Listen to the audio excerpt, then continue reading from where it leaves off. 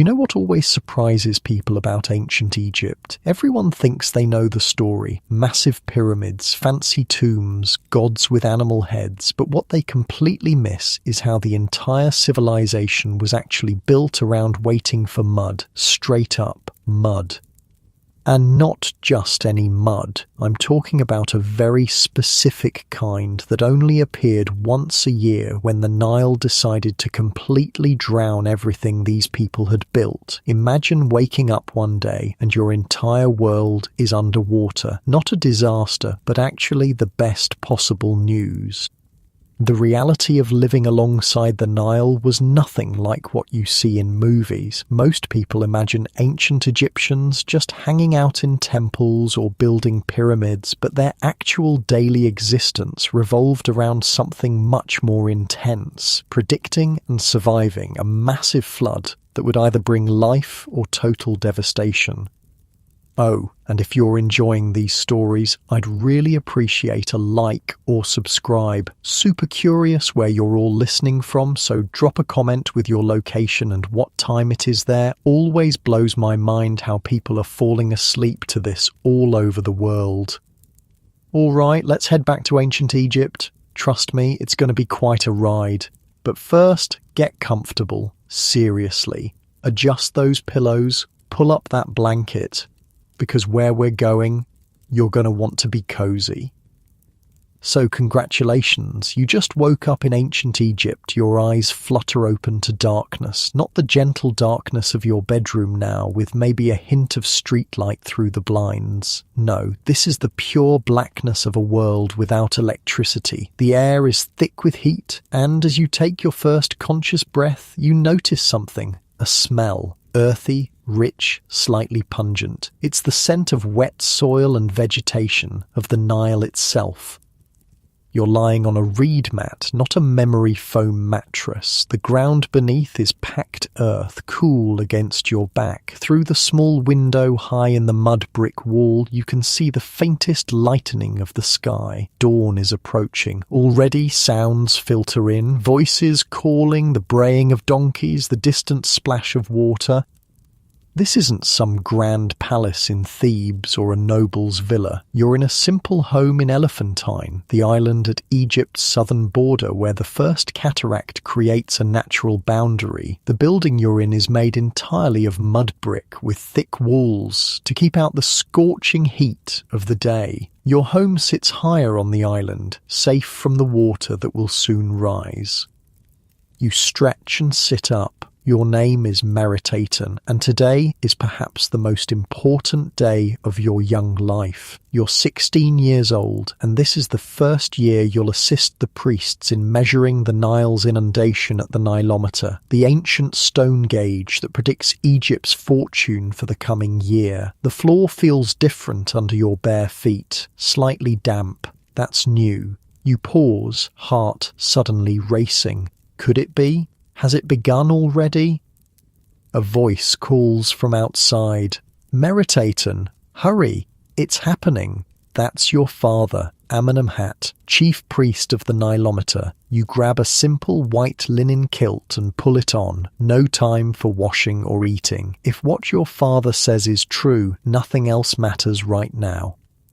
You step outside into the pre-dawn light. The air hits you like a warm, wet blanket. Despite the early hour, it's already hot, the humidity so thick you can almost drink it. The narrow street between the mud brick buildings is alive with activity. People are moving with purpose, all headed in the same direction, toward the Nilometer.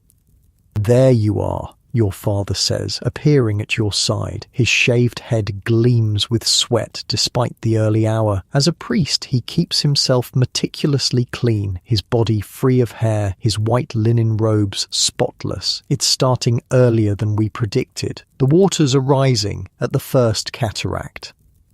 You follow him through the winding streets. Other families are emerging from their homes, faces tense with anticipation. Children run ahead, excited by the commotion. This is the moment everyone has been waiting for, praying for. The Nilometer comes into view as you round a corner. It's not an impressive structure, simply a stone staircase leading down into a well connected to the Nile by a small channel, but what it represents is nothing less than life itself.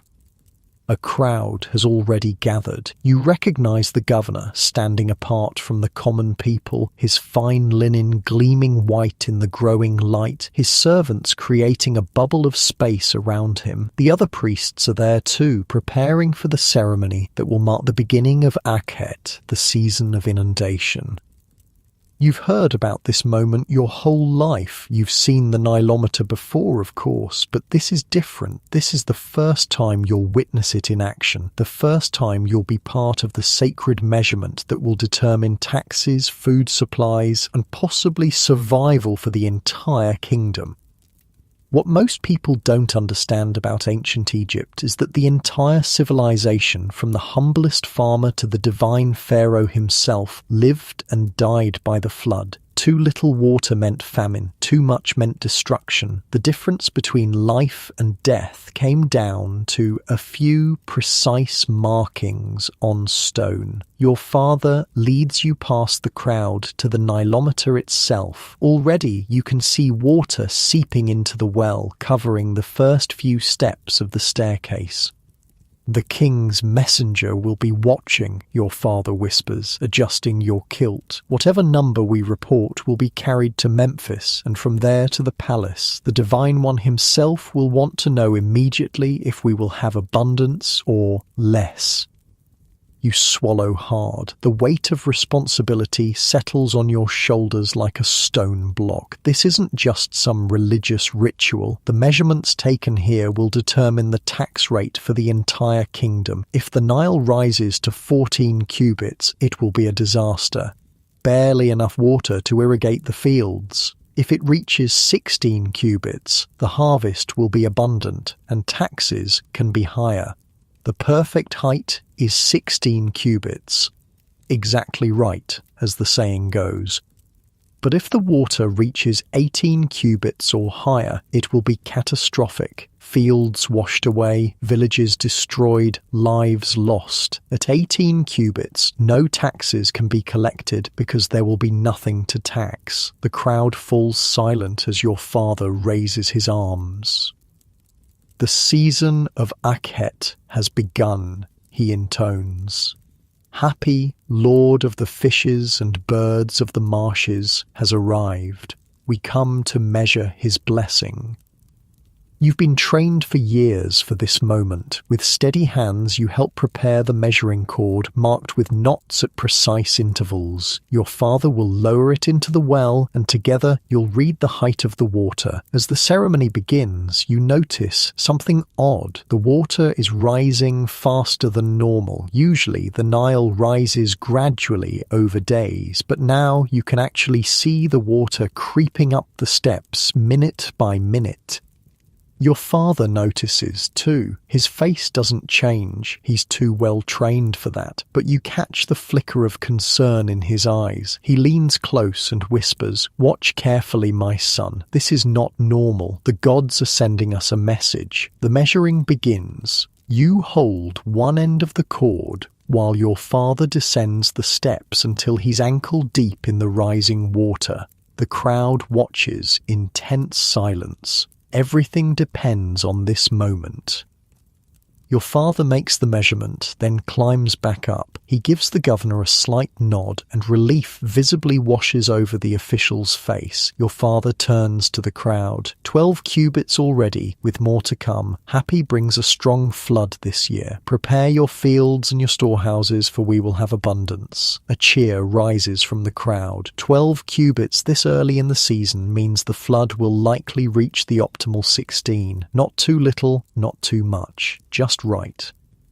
But as the crowd disperses, your father pulls you aside, his face grave. "I told them what they needed to hear," he says quietly. "But the truth is more complicated. The water is rising too quickly. If it continues at this rate, we could see 18 cubits or more. Disaster." "And why didn't you tell them?" you ask. because panic helps no one, and because I could be wrong. The gods work in mysterious ways. Perhaps the rise will slow, perhaps not. We must watch and measure every day, and we must pray. He grips your shoulder. This is the true work of the Nilometer priest, Meritaten. Not just to measure, but to know when to speak and when to stay silent. Lives depend on our wisdom as much as our accuracy.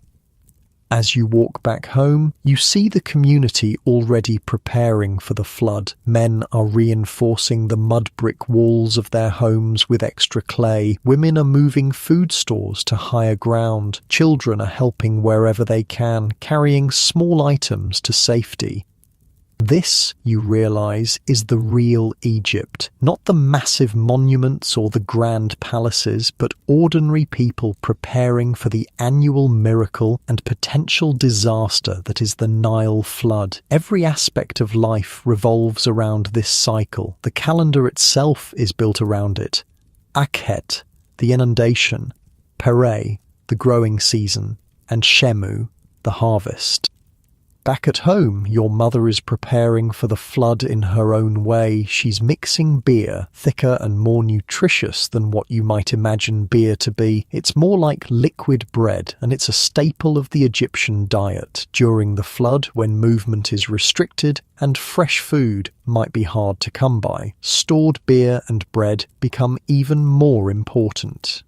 "Did it go well?" she asks, not looking up from her work. "Father says the flood will be good this year," you reply, carefully following his lead. She nods, satisfied. "Then we'll have a good harvest and the taxes won't be too heavy. The gods are kind." You help her with the brewing, grinding grain with a stone mortar and pestle. The familiar motion is soothing after the tension of the morning. Through the doorway, you can see the Nile in the distance, flowing peacefully for now. But you know its nature is about to change dramatically.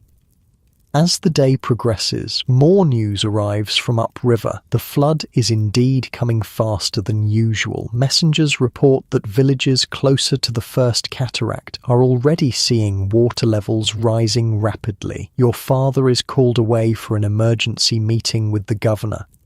While he's gone, you climb to the roof of your home, the highest point you can easily reach. From here, you can see much of the island and the river surrounding it. The Nile looks different already, muddier, faster, higher against its banks. In the distance, you can see the first fields beginning to disappear under the advancing water.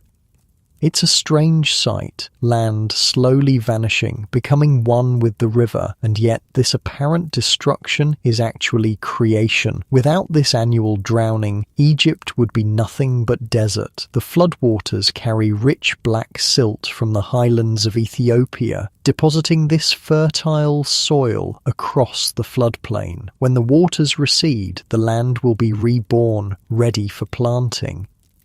The flood transforms the landscape completely. During the height of Akhet, most of the floodplain will be underwater, turning Egypt into a series of islands connected by raised pathways. Villages built on higher ground become isolated from one another. Travel is difficult mostly by boat. Many crafts and industries shut down. Farmers, unable to work their submerged fields, are drafted for building projects or other labour. It's a time of both danger and celebration, of anxiety and faith. And this year, with the waters rising faster than normal, the tension is even higher. Your father returns at midday, his face drawn. "The governor is worried," he says to your mother. "The last time the waters rose this quickly was 15 years ago, when the flood reached 19 cubits and 3 settlements were washed away." 15 years ago, just after you were born. You've heard stories about that terrible flood, but you were too young to remember it. "What does this mean for us?" your mother asks, her hands stilling in her work. "We should be safe here on the island," your father says, "but many of the lowland fields and villages..." He doesn't finish the sentence. He doesn't need to. For the next several days, you assist your father in taking measurements at the Nilometer. The water continues to rise faster than anyone can remember. By the 5th day, it's already reached 14 cubits. Fields all along the river are disappearing underwater. But strangely, life goes on. This is Egypt, after all. The flood comes every year, and people have adapted. Boats become the primary mode of transportation. Temporary markets spring up on high ground. Children play in the shallower parts of the floodwaters, splashing and laughing, despite the danger. One morning, you accompany your father to a meeting with the governor and other officials. The room is tense. Reports have come in from throughout the region, and they're not good. 2 villages near the second cataract have been completely flooded, one official reports. The people escaped, but their homes and most of their possessions are gone. The watermarks at the Temple of Khnum are already higher than they've been in 20 years, says another. What are we to tell Pharaoh? The governor asks, addressing your father directly.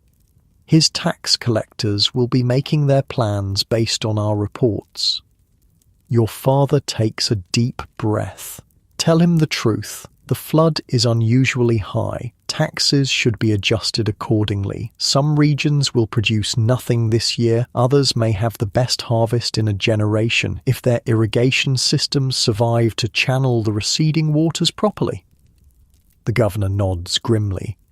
And what of the people? There are already refugees arriving from flooded villages. They must be housed and fed, your father says firmly. It is the will of Happy. Those who are blessed with safety must share with those who are not. Next year, it could be us seeking shelter. You realize something important in that moment. The Nilometer isn't just a tool for measuring water. It's a measure of society itself, of how Egypt responds to crisis, of how people treat one another when the flood brings either abundance or disaster.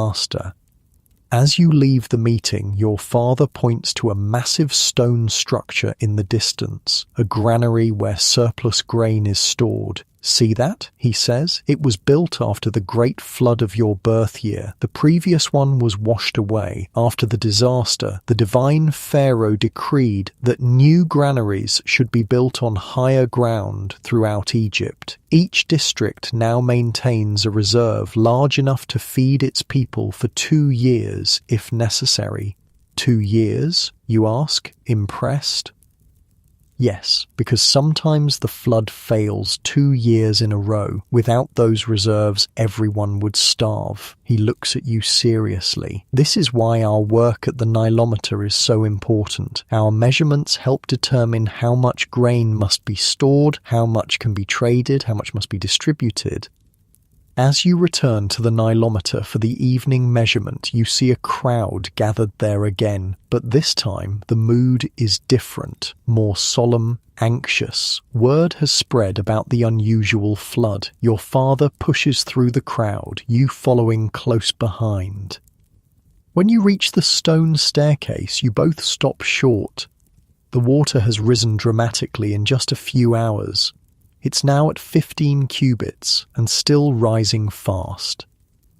Your father's face is grim as he performs the measurement, confirming what you can both see. When he turns to the crowd, he doesn't bother to hide the truth. 15 cubits and rising, he announces. The flood is higher than expected. Those in low-lying homes should move to higher ground immediately. Those with boats should prepare to assist in evacuations if needed.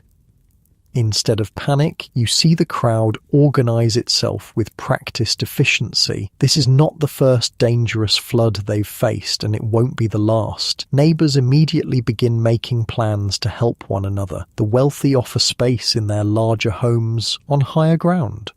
Boat owners volunteer their vessels. You're struck by the realization that the Nile hasn't just shaped Egypt's agriculture and economy, it's shaped its people, created a society that knows how to come together in crisis. That night, the sound of the river keeps you awake. Even from your home high on the island, you can hear the rush of water growing louder as the flood continues to rise. The Nile is no longer the calm, life-giving presence you've known all your life. It's becoming something else, powerful, potentially destructive, a force of nature that demands respect. Your father sits up late, calculating and recalculating his predictions for the flood's peak. You sit with him, learning to interpret the patterns, the relationship between the early measurements and the eventual crest. "It's going to be close," he says finally. "If the rise slows tomorrow, we might stay under 18 cubits. If not..." He doesn't need to finish. You both know what it means if the flood exceeds 18 cubits, not just damaged fields and homes, but a fundamental threat to Egypt's food supply and stability. "Is there nothing we can do?" you ask. "We can pray," your father says, "and we can prepare, but the river will do what it will do." That is the first lesson every Egyptian learns. He looks at you thoughtfully. "There's something I want to show you tomorrow, something few people ever see." The next morning, before dawn, your father wakes you. "Come," he says simply. You follow him through the sleeping settlement past the Nilometer to a small, unassuming building set back from the river. It looks like a storage shed, but when your father opens the door, you see it's something quite different. The single room is filled with papyrus scrolls, hundreds of them, stored carefully in wooden boxes and clay jars. Your father lights a small oil lamp, casting flickering shadows across the walls. "This is the Nilometer archive," he says, his voice hushed with reverence. "Records of the Nile's rise and fall, going back more than 1,000 years. You stare in amazement. 1,000 years? He nods. Every measurement, every day of every flood, recorded by the priests who came before us. This is how we know what to expect, how we learn to read the river's patterns. He selects a scroll from one of the boxes and unrolls it carefully. The papyrus is yellowed with age, the hieroglyphics faded but still legible. This one records the Great Flood during the reign of Pharaoh Jer over 700 years ago. The water reached 20 cubits, the highest ever recorded. Half the settlements in Upper Egypt were destroyed. You scan the ancient writing, marveling at this connection to the distant past. Here are the actual marks made by a priest long dead, recording a disaster that happened centuries before your birth. "And this," your father says, selecting another scroll, "is what I was looking for. The flood of your birth year, 19 cubits at its peak." He unrolls the scroll, revealing columns of neat hieroglyphics. You can read most of it. "See here." He points to a specific passage. "The water rose quickly at first, just like now, but then it slowed during the middle third of Akhet. That's what saved us from complete disaster." He looks up at you, his eyes reflecting the lamplight. "Every flood is different, yet every flood is the same. The river rises, peaks, and falls. What matters is how quickly it happens and how high it goes." He rolls the scroll carefully and returns it to its box. "This is the true wisdom of Egypt, Meritaten. Not the grand temples or the pyramids, but this, the patient recording of the river's rhythms, year after year, generation after generation. This is how we survive." As you leave the archive, the eastern sky is beginning to lighten. Another day of the flood is beginning. What will it bring? Will the waters continue their rapid rise, or will they slow, sparing Egypt from disaster? In the growing light, you see boats moving across what were fields just days ago. Farmers have turned into fishermen, taking advantage of the flood to supplement their food supplies. Children swim in the shallower waters, laughing and playing. Life adapts. Egypt endures. Your father puts his hand on your shoulder as you both gaze out at the transformed landscape. "Remember this, Meritaten," he says quietly. "The Nile gives and the Nile takes away. Our job is not to control it, no one can do that, but to understand it, to measure it, to respect it, and to help others do the same." You nod, watching the sunlight spread across the floodwaters, turning them from black to gold. Whatever happens in the days to come, you'll face it as Egyptians have always faced the unpredictable Nile, with preparation, with community, and with faith that after every flood, no matter how destructive, the land will be reborn. The water continues to rise as the morning progresses. By midday, it's reached 16 cubits, the ideal height for a perfect harvest, but it shows no sign of stopping. The current grows stronger, carrying debris from upstream, branches, parts of wooden structures, even a small boat, capsized and empty.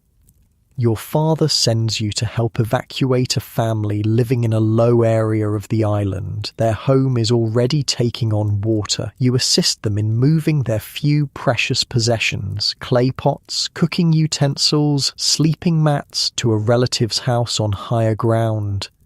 The father of the family, a fisherman named Senbi, thanks you with a gift of dried fish. "For your help," he says simply. Despite losing his home, he shares what little he has. This too is Egypt, generosity even in crisis. When you return to the Nilometer in the evening, the water has risen to almost 17 cubits. The crowd is larger now, tense and watchful. Everyone knows that 18 cubits is the threshold between difficulty and disaster. Your father performs the measurement with the same careful precision he always shows, but you can see the strain in his face when he announces 16 cubits and 4 palms. A murmur runs through the crowd, so close to the danger point already, and the flood has just begun. That night, you can't sleep.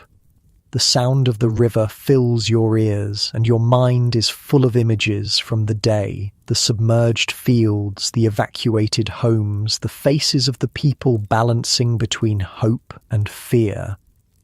You slip out of your sleeping mat and climb to the roof of your home. In the moonlight, the floodwaters seem to glow with an inner light. The transformed landscape is both beautiful and terrifying. The eternal dance of land and water, destruction and creation continues as it has since before the first pharaoh ruled. Tomorrow, you'll measure the waters again. Tomorrow, you'll help those in need. Tomorrow, you'll continue learning the ancient wisdom of the Nilometer, the science of survival in a land ruled by the river's rhythms. For now, you watch the moonlight on the water and contemplate the delicate balance that is life in ancient Egypt, a civilization built on the predictable unpredictability of the Nile's annual flood. The village of Hut-Herib looked nothing like it did 3 months ago, where dusty paths and small mud brick homes once stood. Now there was a sprawling lake stretching to the horizon. Only the tops of the tallest date palms and the village itself, built carefully on a rise of land, remained above the floodwaters. Nebet stood at the edge of her family's home, watching a small boat navigate the transformed landscape. The annual flood had reached its peak, turning the world into a shimmering expanse of water that reflected the cloudless blue sky. Unlike the anxious days when the waters first began to rise, now there was a strange peace to the inundation. This was her favourite time of year, when the world changed completely, when the impossible happened right before her eyes. Her mother's voice called from inside the house. "Nebet, stop daydreaming and help me with this beer." With a last glance at the water, Nebet turned and ducked through the low doorway. Inside, the single-room home was cool compared to the blistering heat outside. The thick mud-brick walls kept the worst of the sun at bay, while the small high windows allowed some light but little direct heat. Her mother, T, was bent over a large ceramic pot, stirring a thick mixture with a wooden paddle. The unmistakable sour smell of fermenting grain filled the air. "Here," T said, handing Nebet the paddle. "Keep stirring while I prepare the dates." Brewing beer was women's work, and at 12 years old, Nebet was expected to help. Unlike the thin, bitter beer you might know, ancient Egyptian beer was thick, sweet, and nutritious, more like liquid bread than a modern beverage. It was a staple food consumed by everyone, from toddlers to elders. "The dates will make it sweeter," her mother explained, though Nebet already knew this. "We need to make this batch special." "For the Feast of Happy?" Nebet asked, continuing to stir the thick mixture. T nodded, slicing dried dates with practiced efficiency. "The highest flood in 10 years deserves our best offering. The Lord of the River has blessed us." The flooding had indeed been exceptional this year. When the waters first began to rise, there had been fear that it might be too much, a destructive inundation that would wash away homes and drown the carefully built irrigation systems. But the waters had risen steadily to just below the danger point, then stabilized. Now, 2/3 of the way through Akhet, the flood season, the entire village gave thanks daily to Hapi, god of the Nile flood, for his generosity. Outside, the sounds of children playing in the shallower water drifted through the doorway. Despite the dramatic transformation of their world, life went on. During the flood season, many normal activities were impossible. No farming could be done on the submerged fields. No extensive travel could happen on the now underwater roads. But other work continued, and new opportunities arose. Nebet's father, Nakht, was making the most of the flood. As a fisherman, this was his busiest time. Fish were plentiful in the expanded waters, and he spent his days casting nets from his small papyrus boat. He'd return each evening with his catch, which Nebet and her mother would clean, salt, and dry for storage or trade. The door covering rustled, and Nakht ducked inside, bringing with him the smell of fish and river water. His shoulders were deeply tanned from endless days in the sun, his hands calloused from working with nets and ropes. "A good day?" T asked, not looking up from her work. "Better than good," Nakht replied, grinning. He held up a large net bulging with silver-scaled fish. "The flood has brought more fish than I've seen in years. Even the temple priests were impressed with what I brought them." This was significant news. The temple took a portion of everyone's production, a tax to support the priests, officials, and ultimately the divine pharaoh himself. But this tax wasn't resented. It was seen as giving back to the gods who provided the flood, who in turn provided life itself. "Did they say anything about when the waters will begin to recede?" T asked, taking some of the fish and beginning to clean them with practiced movements. "The nilometer at the temple shows the water has stopped rising," Nakht said. "The priests say if the pattern follows previous years, we'll see the land begin to emerge in about 20 days. Nebet looked up from her stirring. 20 days until we can see our fields again?" Her father nodded. "And then the real work begins." Unlike the farmers who had little to do during the flood, Nebet knew her family would be busiest when the waters receded. As the flood withdrew, it would leave behind pools and channels teeming with trapped fish, easy harvesting that required all hands working quickly before the hot sun dried the pools. "But for now," Nakht said, sitting down on a reed mat, "we prepare for the Feast of Hapi. The whole village will gather tomorrow to give thanks for the perfect flood." The feast was the highlight of Akhet, a celebration of the life-giving inundation. Everyone in the village would contribute what they could. Beer, bread, fish, vegetables from the few garden plots on high ground that remained cultivable during the flood. There would be music, dancing, and offerings to Hapi. As the sun began to set, Nebet climbed with her parents to the flat roof of their home. Many families in the village did the same each evening, seeking the cooler air and the spectacular view. From this vantage point, they could see the entire transformed landscape, the vast expanse of water, dotted with the tops of palm trees and the islands that were once the highest points of the land. Small boats moved across the water, fishermen returning home or people visiting neighbours in nearby villages. In the distance, Nebet could make out the temple complex, built on the highest ground and now surrounded by water like a fortress. "Look there," her father said, pointing to the western horizon where the sun was setting in a blaze of red and gold. "When the sun sets like that, so red, it means Happy is pleased with our offerings." "And will the harvest be good?" Nebet asked, though she knew the answer. It was a ritual question, part of the reassurance they all sought during this time of waiting. "The best in years," her father confirmed. "The silt will be thick and black, perfect for planting. If Osiris is also generous, we'll have grain enough to last 2 years. Osiris, god of vegetation, the afterlife, and the cycle of death and rebirth, was closely linked with Happy in the minds of the Egyptians. The flood itself was sometimes said to be the tears of Isis mourning her husband Osiris. The death and resurrection of Osiris paralleled the annual cycle of the Nile, the dry season when the land seemed dead, followed by the flood that brought rebirth and new growth.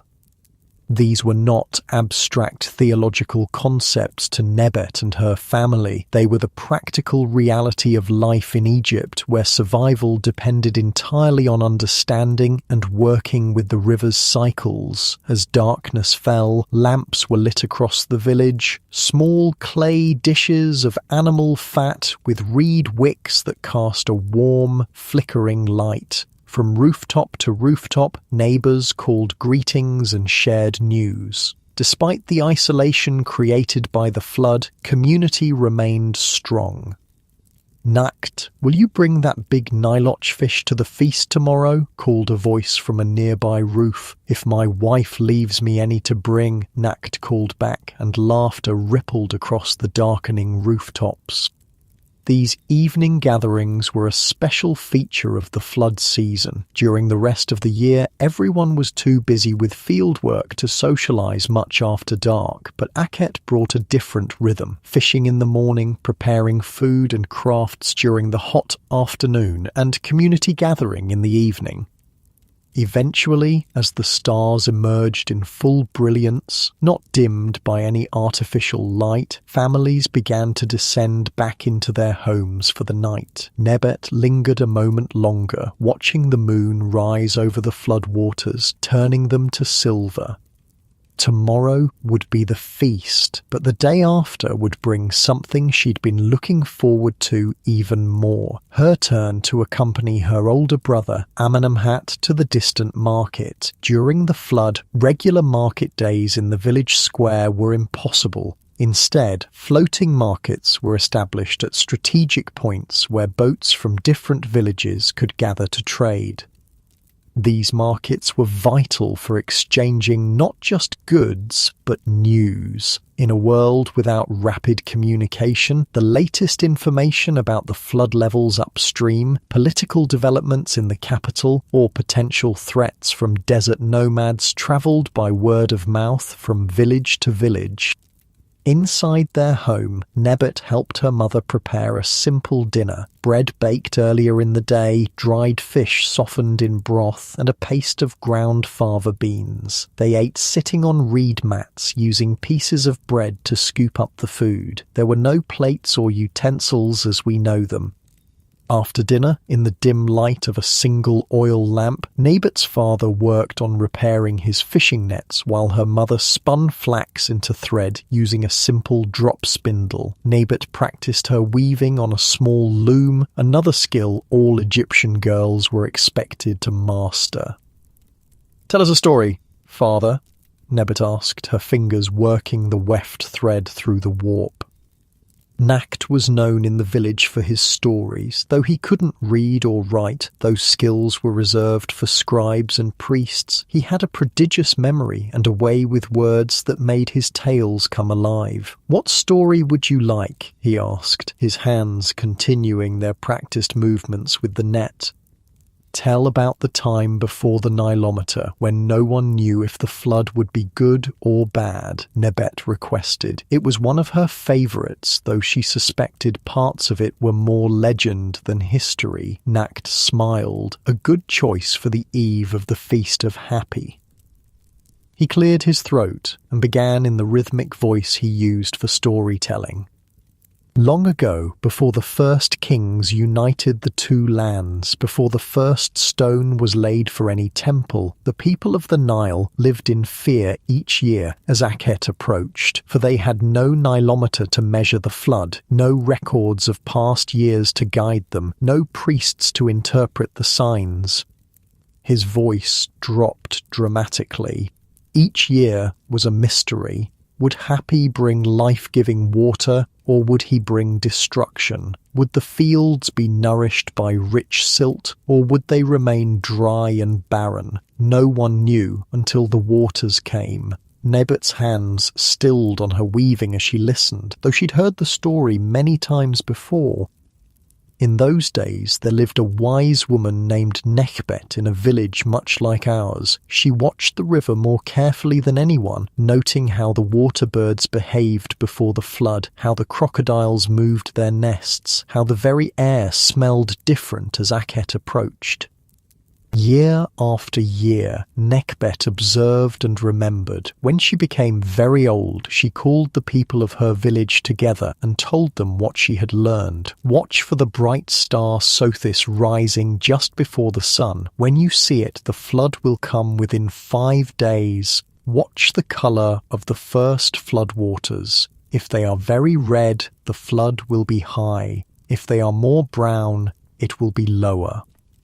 The people listened to Nekhbet and found that her signs were true. They began to prepare for each flood according to the signs, building their homes higher when a great flood was coming, digging deeper irrigation channels when a low flood was expected. Word of Nekhbet's wisdom spread up and down the river. Soon every village had watchers who studied the signs, and when the first kings united Egypt and the first temples were built, the priests created the Nilometers, stone stairs descending into the river marked with cubits and palms, to measure precisely what Nekhbet had taught the people to observe. Nacht's voice returned to normal, and that is why, even today, we watch for the star Sothis and observe the colour of the first flood waters, just as our ancestors did in the time before the Nilometer. Nebet smiled. She loved how the story connected her to countless generations who had lived by the same river, observed the same cycles, and depended on the same flood. "Is the story true, Father?" she asked, knowing his answer but playing her part in the ritual. "All stories contain truth," he replied, as he always did. Whether Nekhbet was one woman or the collected wisdom of many, the signs she taught are real. We still use them today, alongside the Nilometer. As the lamp burned low, the family prepared for sleep. There were no beds, as we would recognize them, simply reed mats rolled out on the packed earth floor. During the hottest nights, like tonight, many people chose to sleep on the roof instead, where the air was cooler. Nebet carried her sleeping mat up to the roof, spreading it out beneath the star-filled sky. All around the village, other families were doing the same. The air was still warm but much more comfortable than inside the house. As she lay looking up at the stars, Nebet thought about the feast tomorrow. She would wear her best linen dress, simple by our standards, but the finest her family could afford. There would be music played on flutes and drums, dancing, and so much food. The whole village would gather in the temple courtyard, the highest point of land, to give thanks to Happy for the perfect flood. The thought of the feast must have followed her into sleep because she dreamed of dancing to flute music, the waters of the Nile sparkling around her feet. In her dream, the river god himself rose from the waters, a blue-skinned figure with a pot-belly and pendulous bresses, crowned with papyrus plants, exactly as he was depicted in the temple paintings. "Happy blesses those who respect the river," the god said in her dream. "Remember this, little one."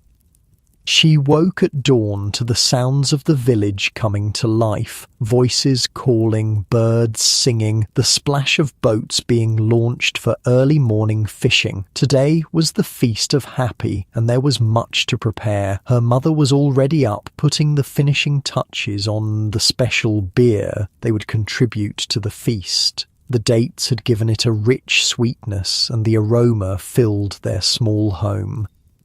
"Come, help me strain this," Tai called, and Nebet hurried to assist. Together, they poured the thick liquid through a fine mesh cloth into large clay jars that would be carried to the temple. Meanwhile, her father had brought in his early morning catch, more fish that would be quickly cleaned and cooked for the feast. Nothing would be wasted, even the entrails would be used as fertilizer for the garden plots.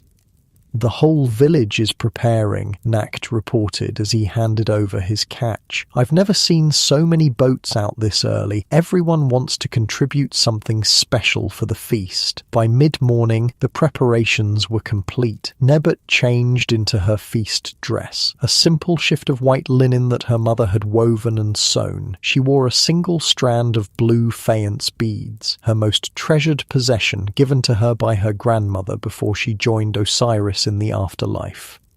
The family loaded their contributions, the jars of beer, baskets of cooked fish and fresh bread, into their small boat. Nacht poled them through the flooded village toward the temple complex, joining a procession of similarly laden boats. The Temple of Happy wasn't grand like the great temples in the cities. It was a simple structure of stone and mud brick, but it was the heart of village life, especially during the flood. Built on the highest ground, it remained completely dry even during the greatest inundations. As they approached, Nebet could hear the music already beginning, the haunting sound of reed flutes, the steady beat of drums made from pottery and stretched animal skin. The temple courtyard was filling with villagers in their best clothes, everyone bringing food and drink to share.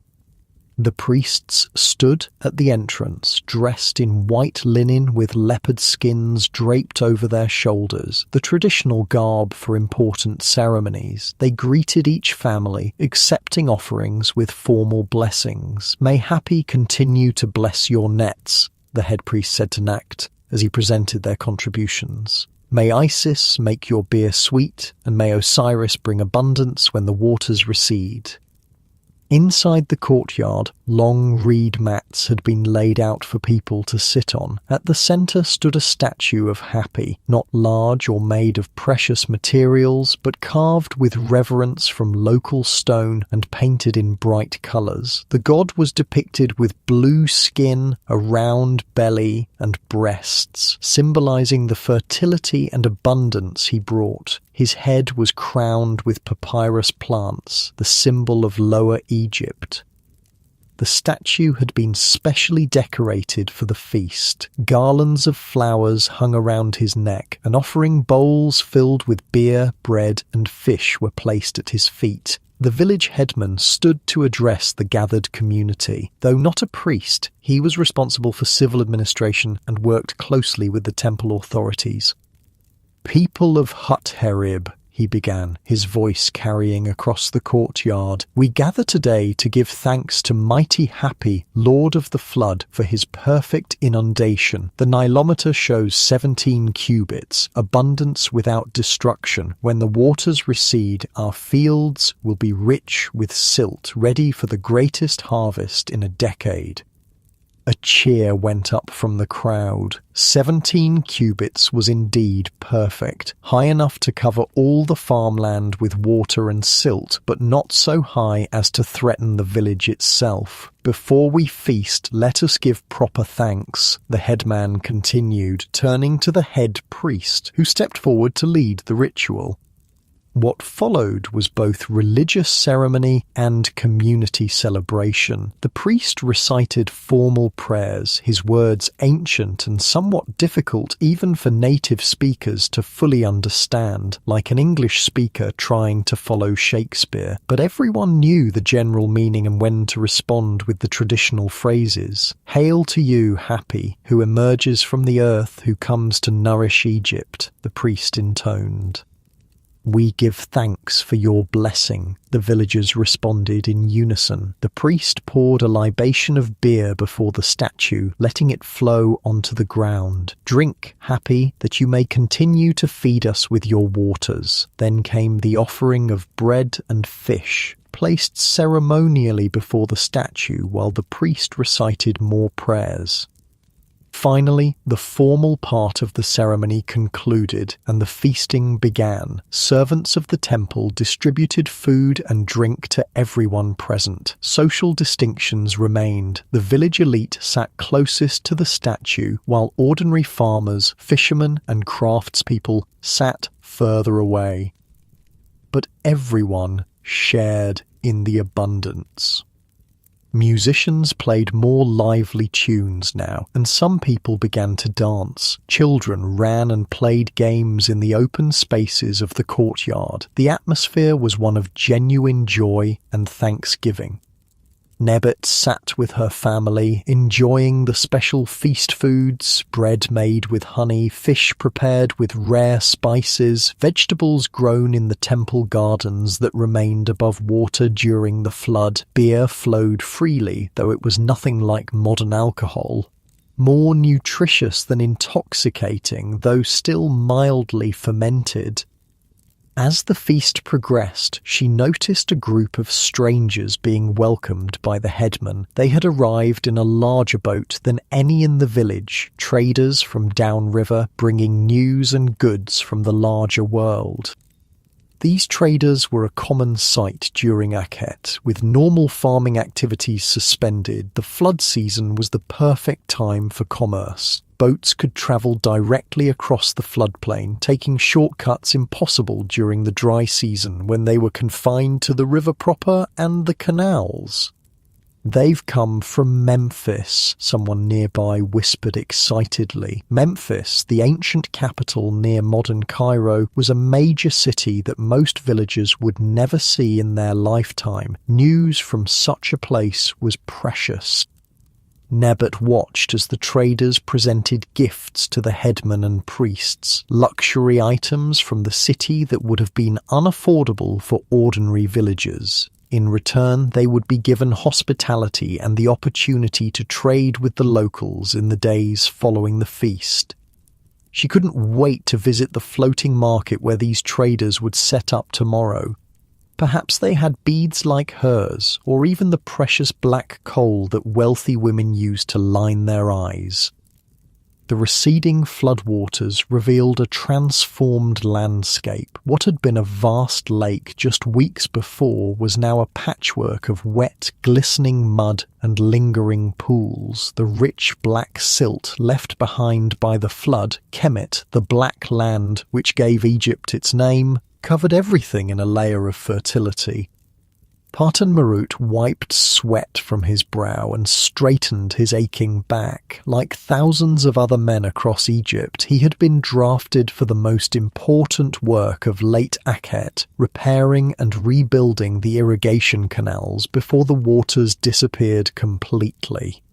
All around him, men laboured with wooden hoes and reed baskets, digging channels through the soft mud. The sun beat down mercilessly, turning the damp ground into a steaming sauna. But despite the heat and the back-breaking work, there was an atmosphere of purpose and even camaraderie among the labourers. Everyone understood what was at stake. If they failed to properly channel the receding floodwaters, the miracle of the Nile's bounty would be wasted. "Put your back into it, farmer," called the overseer, a local official named Amenemope who carried a thin stick as a symbol of authority. "The water won't wait for lazy men." Patan Marut didn't bother to respond. At 42, he was older than most of the labourers and had been through enough floods to know the rhythm of this work. The overseer's bluster was just part of the process, like the heat and the mud and the aching muscles.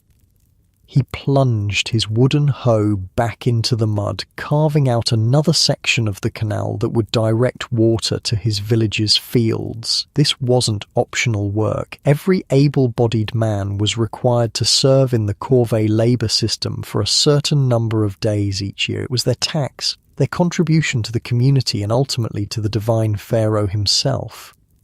During most of the year, Patan Marut was a farmer tending his fields of barley and flax, but during late Akhet he became a canal digger. His knowledge of the land, which areas drained quickly and which held water, where the soil was richest and where it was more sandy, made him valuable to the canal-building effort. "Water's coming," someone shouted from further up the canal.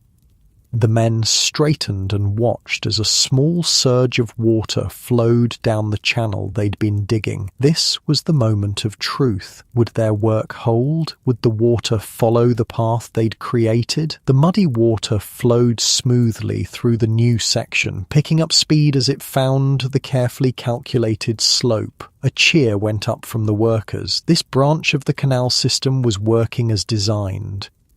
Amenemope nodded with satisfaction. "Good. Now we can move to the secondary channel. Bring your tools and follow me." The men gathered their simple implements and trudged after the overseer, leaving behind the now flowing canal. As they walked, Patan Marut found himself alongside Usa Haight, a younger man from a neighbouring village. "How many more days of service do you have?" Usa Haight asked, adjusting the wooden hoe on his shoulder. 3 more after today," Patan Marut replied. "And you?"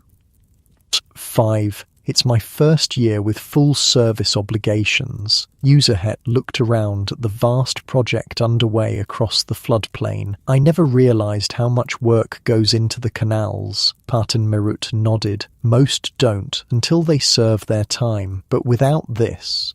He gestured to the complex network of channels being dug across the landscape. "None of us would eat."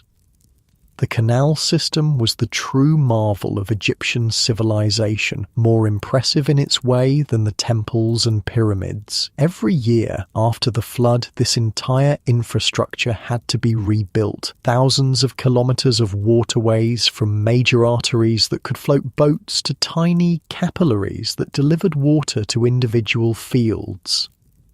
Without this system, the floodwaters would simply drain back into the river, leaving most of the land dry within weeks. With it, farmers could control exactly how much water reached their fields and when, extending the growing season and maximizing yields. "Here," Amenemope said, stopping at an unmarked patch of mud that looked identical to the surrounding landscape. "The secondary channel begins here and runs to those palms in the distance."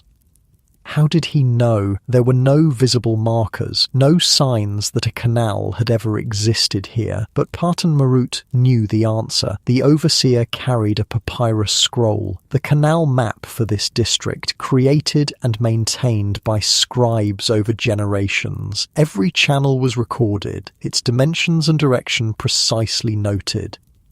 The men set to work again, digging a new channel according to Amenemope's directions. The overseer paced back and forth, occasionally consulting his scroll and using a measuring cord to check the width and depth of the excavation. Canal building was an exact science. The slope had to be just right, too steep and the water would flow too fast, eroding the banks, too shallow and it would stagnate, creating breeding grounds for disease-carrying insects. The width and depth had to match the volume of water expected, and the entire system had to work together, with main channels feeding secondary ones, which in turn fed the smallest field ditches. By midday, the heat was almost unbearable. The workers were given a brief rest, gathering in what little shade could be found under a cluster of date palms. They drank water from clay jars and ate a simple meal of bread and onions. "When I was a boy," Patan Marut said to Userhet and some of the other younger men, "my father told me that in the old days they used to divert entire branches of the Nile to create new farmland. Is that possible?" one young man asked, eyes wide. Patan Marut nodded. With enough men and the right knowledge, yes. The old kings did it. They turned desert into fields by changing the course of the river itself. Could we do that now? Userhet wondered. Perhaps, if the divine pharaoh commanded it. But our task is more modest, to make sure the water from this flood reaches all the existing fields before it's lost to the sea. After the brief rest, work resumed. The afternoon brought a new challenge, a section where the ground was less cooperative, more sandy than silty. Here the canal walls kept collapsing as soon as they were dug. Amenemope conferred with the older workers, including Patan Marut. "We need to reinforce this section," the overseer decided. "Bring palm fronds and mud bricks." This was a common solution for unstable sections. The palm fronds would be woven into mats and used to line the canal walls, then covered with a layer of mud bricks. It was more labour-intensive than simply digging through good soil, but necessary to ensure the canal would last through the growing season.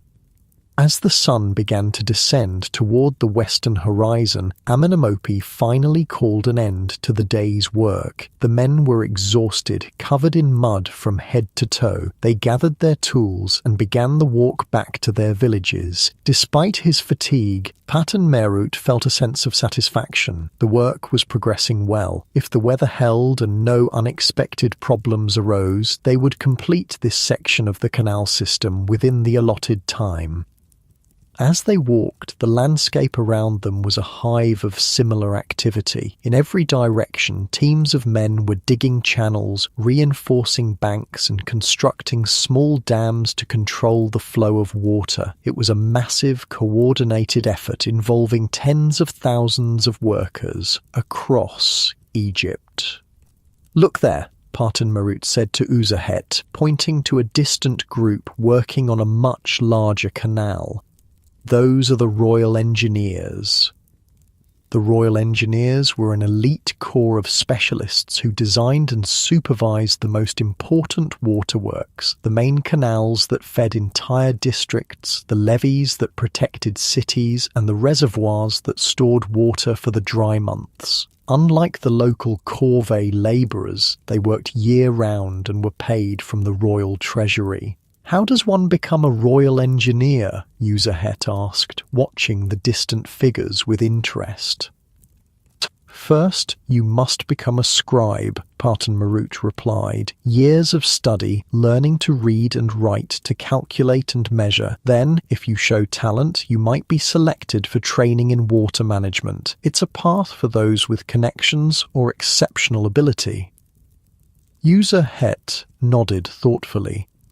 "My sister's son has been chosen for scribe training. Perhaps one day—" "It's a good path," Patan Marut agreed. "Scribes don't break their backs digging canals." They parted ways at a fork in the path, each heading to his own village. By the time Patan Marut reached home, the sun was setting, painting the landscape in gold and crimson. His village, unlike the one we saw during the height of the flood, was built on somewhat lower ground. During the inundation, the people had relocated to temporary shelters on higher land. Now, with the floodwaters receding, they had returned to their permanent homes and were busy repairing any damage caused by the long submersion.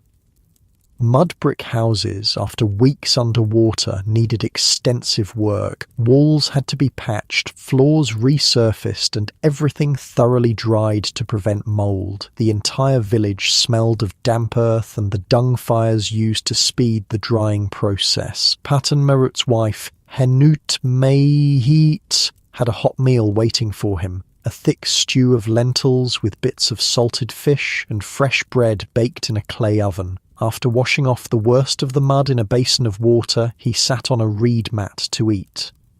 "How goes the canal work?" Henut Mehit asked, serving him a cup of beer to wash down the food. "Well enough," he replied between hungry bites. 3 more days should see the secondary channels completed. Then it's back to our own fields." Their children, 2 sons and a daughter, joined them for the meal. The boys, at 16 and 14, were already working with the men on the canal project. The girl, just 9, helped her mother with household tasks and tending their small garden plot, which had remained viable throughout the flood thanks to its raised position. "Naktank learned something interesting from the Royal Engineers today," the older son said, referring to his younger brother. "Oh?" Patan Merut looked at his younger son with interest. The boy nodded eagerly. "They use a tool called a merket to make sure the canals are level. It's like a plumb line, but they use it with water to find the true level." Patan Merut smiled. His younger son had always been fascinated by tools and how things worked. The Royal Engineers have many such tools. That's why they can build canals that last for years, not just a single season.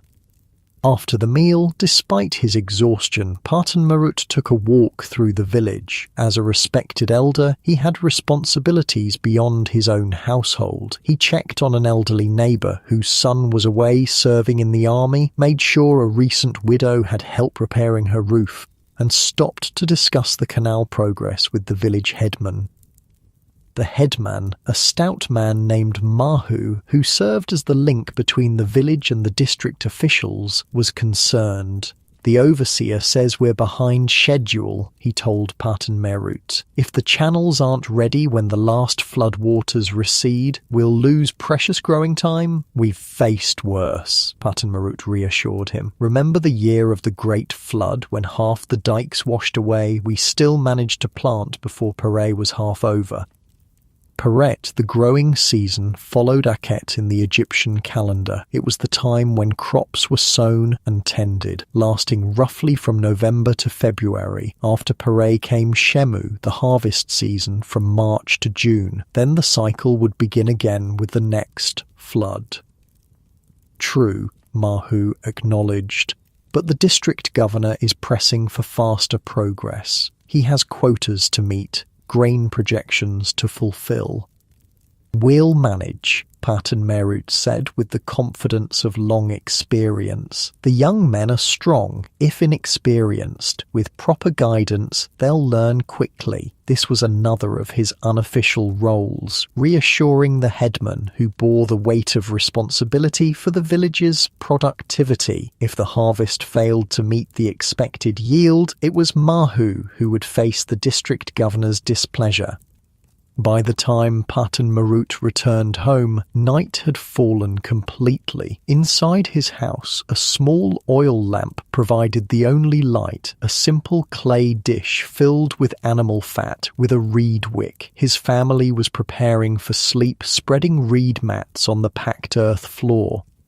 There was no privacy as we would understand it. The entire family slept in the same room, parents and children together. This was normal in Egyptian village homes, which typically consisted of just 1 or 2 rooms plus a small courtyard. Despite his exhaustion, Parton Marut found it hard to fall asleep. His back ached from the day's labour, and his mind was busy with calculations and concerns. How much seed would they need for planting? Would the barley field, which had yielded poorly last year, do better with the rich new silt? Should they plant more flax this year, given the high prices textile merchants had been paying? These were the thoughts that occupied a farmer's mind during late Akhet, planning for the growing season to come, making decisions that would determine his family's prosperity for the entire year. Beside him, Henut Mahit stirred. "You're not sleeping," she observed quietly. "Too many thoughts," he admitted. "About the canals?" "About everything. The canals, the planting, the children." He sighed. Nakt Ankh is showing interest in the engineer's work. Perhaps he could train as a scribe. Henut Mahit was silent for a moment. That would be a better life for him. Easier on the body, if not the mind. Parton Marut nodded in the darkness. Every parent hoped their children might rise to a higher station, escape the endless cycle of physical labour that defined a farmer's existence. But scribe training was expensive and required connections. It would mean sacrifices for the whole family.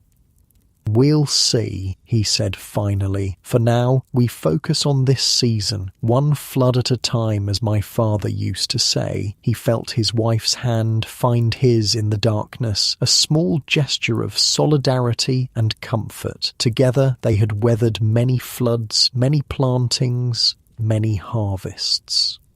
Whatever challenges this year brought, they would face them as they always had.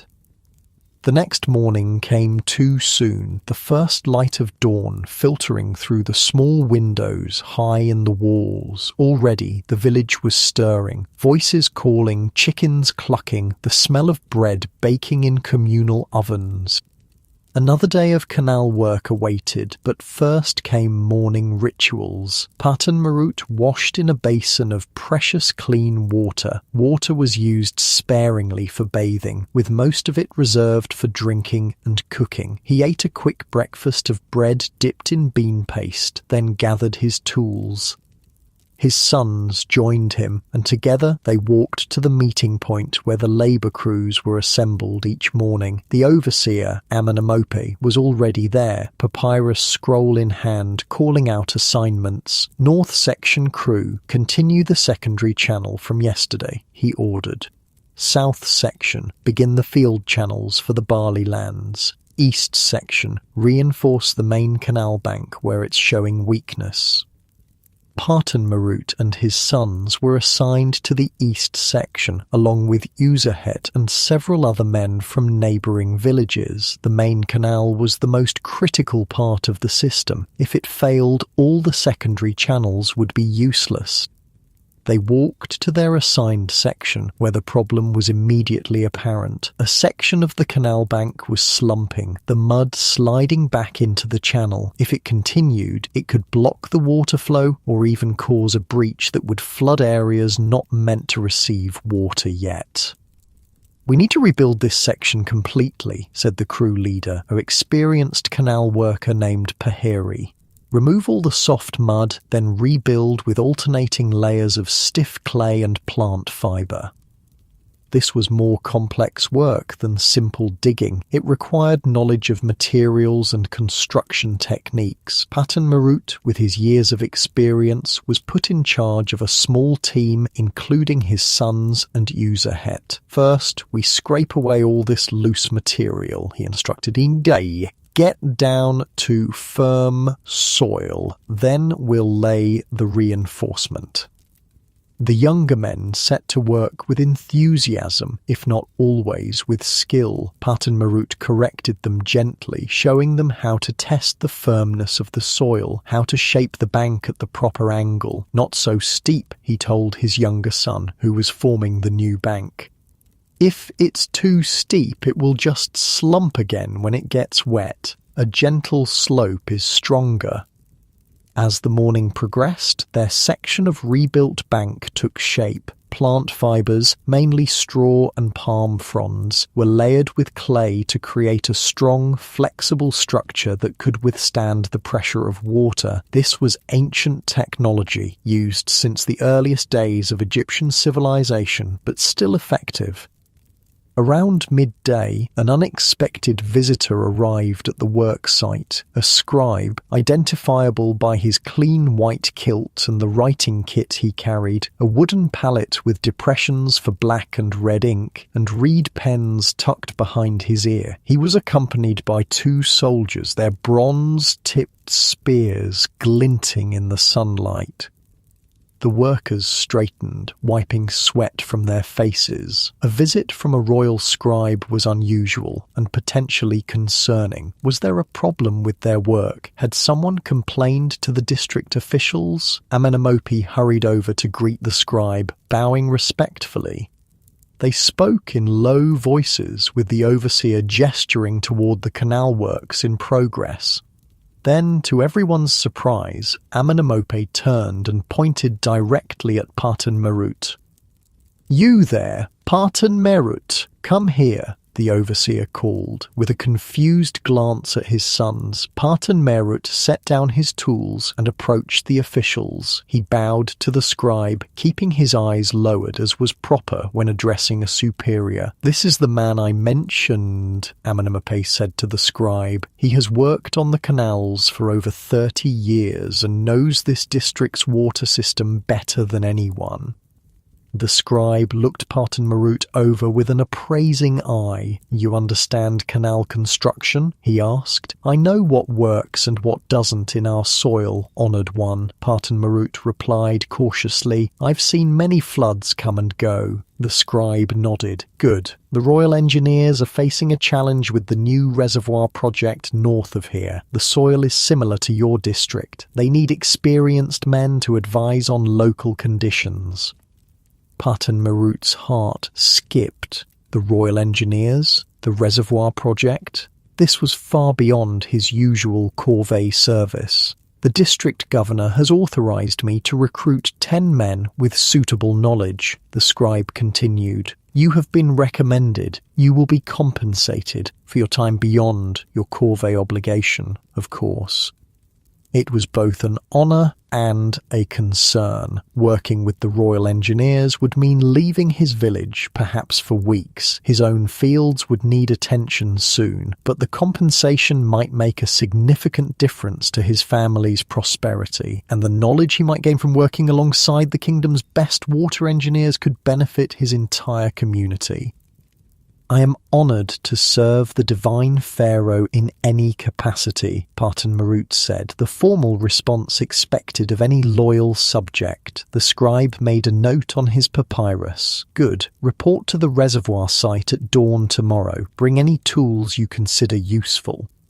With that, the scribe and his escorts departed, leaving Parten Merut standing in stunned silence.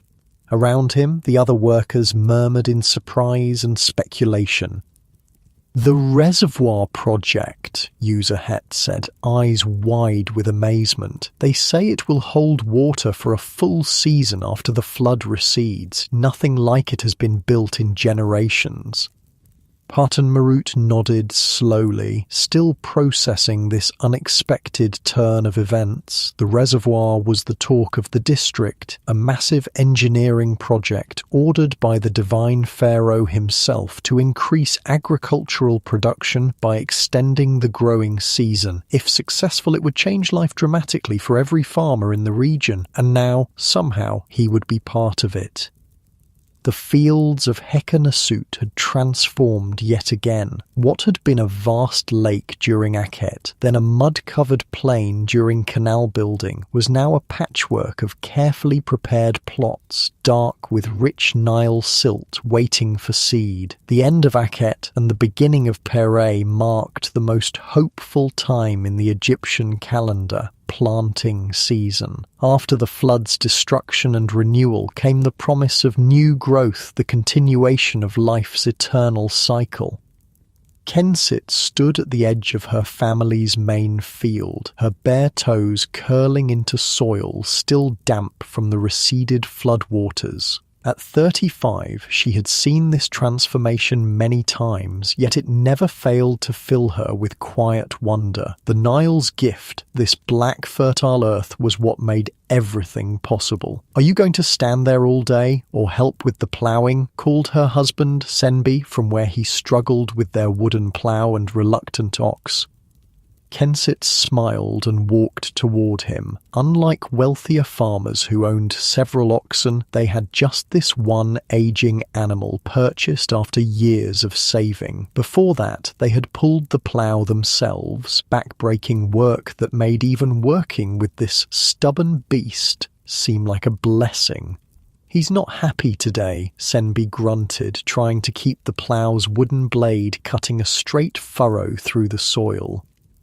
Kensit moved to the ox's head, stroking its nose and speaking in soothing tones. "Come, old one, just a few more hours and you can rest."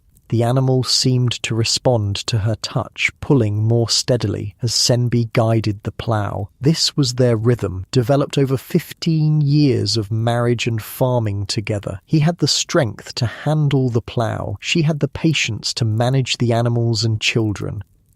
Their field wasn't large, about 1.5 aroras, the standard Egyptian unit of land measurement, roughly equivalent to 1 acre, but it was their own, inherited from Senbi's father, and with good management it produced enough to feed their family with a small surplus to trade for necessities they couldn't produce themselves. From across the field came the sound of children's voices. Their 3 youngest, 2 boys and a girl, were supposed to be clearing the last debris left by the flood from the field edges, but from the laughter and splashing, Kensit suspected they had found a puddle to play in instead. Their oldest son, Amenemhat, wasn't with the younger children. At 16, he was considered a man with adult responsibilities. He had been sent to the village seed storage to collect their planting grain, barley and emmer wheat that had been carefully preserved from the previous year's harvest. The seeds were precious. Each spring, the best portion of the harvest was set aside for the next year's planting. The village maintained a communal seed storage, a mud brick structure with thick walls and a raised floor that kept the grain dry and safe from rodents. Each family seed allocation was recorded by the village scribe and distributed when the fields were ready for planting. As they worked their way across the field, Kensit occasionally straightened to ease her back, looking around at the bustling activity across the floodplain. Every family was engaged in the same urgent work, preparing fields while the soil remained at the perfect consistency for planting. Too wet and the seeds might rot, too dry and the soil would be too hard to work effectively. "Look," she said to Senbi, pointing to a neighbouring field where a wealthier farmer directed several servants operating 2 ploughs. "Ipua has new ploughs with bronze tips." Senbi glanced up briefly, then returned to his work. "Bronze ploughs are for those who have more silver than sense. Wood works well enough if you keep it sharp." His tone was light, but Kensit knew the reality behind his words. Bronze tools were far beyond their means. Like most farmers, they made do with implements of wood, stone, and occasionally copper for smaller tools. The wooden plough Senbi used was the same basic design Egyptian farmers had been using for thousands of years, a simple share attached to poles that controlled its depth and direction. Despite its simplicity, the plough was effective, turning the rich soil to prepare it for seed. The flood had done most of the hard work already, softening the earth and depositing a fresh layer of fertile silt. Unlike farmers in other lands who had to add manure or other fertilizers to their fields, Egyptians received a free application of nature's best fertilizer every year, courtesy of the Nile. "Mother, father, look who's coming." Their youngest daughter, Nefertari, came running across the field, her dark eyes wide with excitement. Following more sedately behind her was Amenemhat, carrying a large basket on his shoulder. Beside him walked an unexpected figure, Patan Marut, the respected elder who had been recruited to work with the Royal Engineers on the reservoir project. Senbi stopped the plough, giving the ox a moment's rest as the visitors approached. Kensit brushed soil from her hands and straightened her simple linen dress. Patan Marut honours our field, Senbi said, inclining his head respectfully to the elder. What brings you to our humble plot when the Royal Engineers surely need your wisdom? The older man smiled, the corners of his eyes crinkling. The reservoir work proceeds, but I was given 2 days to attend to my own affairs. I saw your son at the seed storage and thought I would walk with him. It's been too long since I inspected the fields in this part of our district. This was a polite fiction. Everyone knew that Patan Marut was making rounds of the village farms, sharing what he had learned from the Royal Engineers. His knowledge was a gift to the community, more valuable than any physical object he could have brought. Amenemhat set down his basket, revealing the golden-brown grain inside, their planting seed for this season. Kensit felt the familiar mix of hope and anxiety that came with every planting. Those small, hard kernels represented their future. If they sprouted and grew well, the family would eat. If not, she pushed the thought away. The engineers have shown me a new method for preparing seed, Patan Marut said, kneeling beside the basket. They soak it in river water mixed with natron for 1 night before planting. They claim it makes the seed sprout more quickly and deters pests. Natron, a naturally occurring mineral salt collected from dried lake beds, was used for everything from preserving mummies to cleaning teeth. That it might help crops was a new idea, at least to the farmers of Hekkenasut. "Does it work?" Senbi asked, practical as always. "The royal fields show promising results," Patan Marut replied. "I've brought a small amount of natron to share." He produced a linen pouch from his belt. "Enough for your seed, if you wish to try." This was a generous gift. While not rare, natron had to be traded for, and Patan Marut was sharing knowledge and materials he could have kept for his own fields. "We are grateful," Kensit said, accepting the pouch. She looked at her eldest son. "Amenemhat, find a clean pot for soaking the seed tonight." The boy nodded and hurried off toward their home, a simple mud brick structure visible in the distance, where the cultivated fields met the slightly higher ground of the village proper.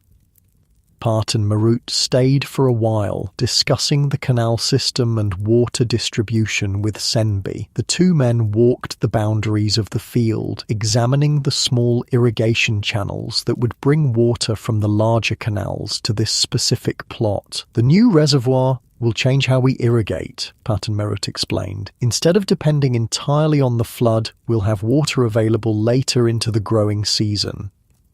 "And who will control this water?" Senbi asked, the question that concerned every farmer. "The same officials who oversee the canals," Patan Marut replied, "but with more consistent water throughout the year, there will be less competition for it during critical times."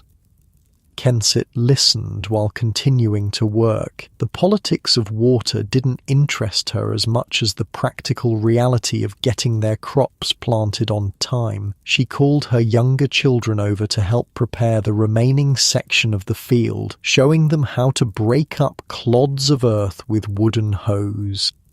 Eventually, Patan Marut took his leave, moving on to the next farm to share his knowledge. Senbi returned to the plough, and the family fell into the rhythm of their work. The steady pace of the ox and plough, the children clearing debris, Kensit smoothing the ploughed soil with a wooden rake.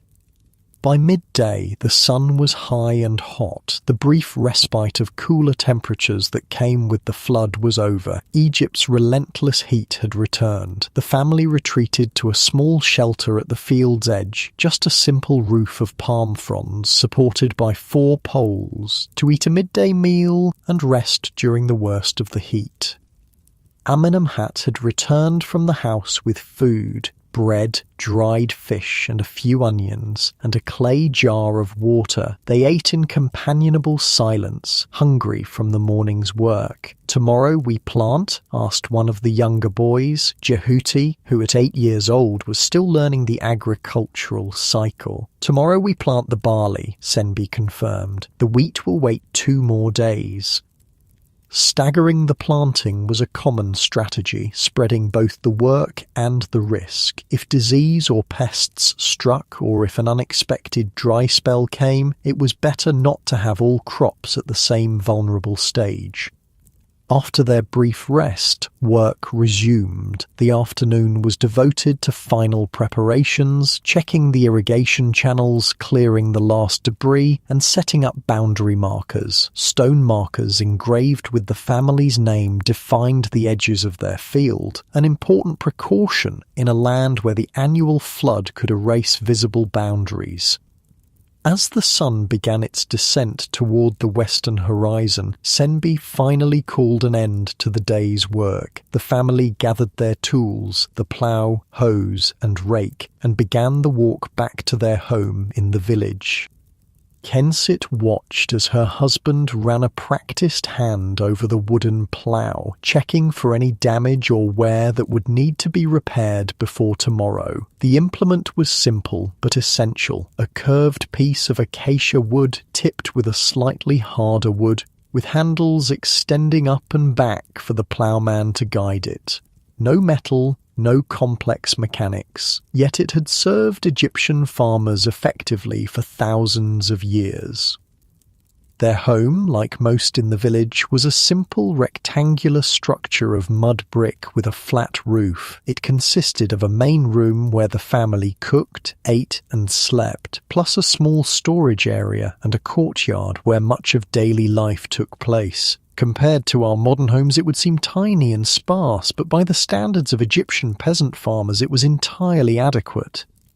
In the courtyard, preparations for the next day's planting were already underway. Following Parton Marut's advice, Amenemhat had set up a large pottery vessel filled with Nile water. Under Kensit's direction, he carefully added some of the natron, stirring until it dissolved. "Now, the seed," she instructed, and together they poured in the barley from the basket, making sure all the grain was submerged. "How does it work?" Amenemhat asked, curious as always about the reasons behind things. Kensit shrugged slightly. Parton Marut says it makes the seed sprout faster. Perhaps the natron wakes up the sleeping plant inside each grain. This wasn't far from the truth, though expressed in terms a Bronze Age farmer would understand. The natron, a mix of sodium compounds, could indeed help soften the seed coat and deter some pests and fungi.